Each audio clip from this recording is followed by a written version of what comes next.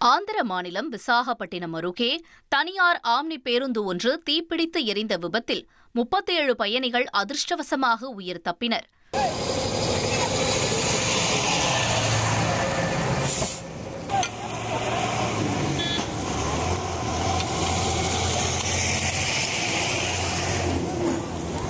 ஒடிசா மாநிலம் புவனேஸ்வரிலிருந்து மல்காங்கிரி நோக்கி சென்று கொண்டிருந்த அந்த பேருந்து தாராபுரம் அருகே வந்தபோது அதன் பின்பக்க டயர் எதிர்பாராத விதமாக வெடித்து சிதறியுள்ளது.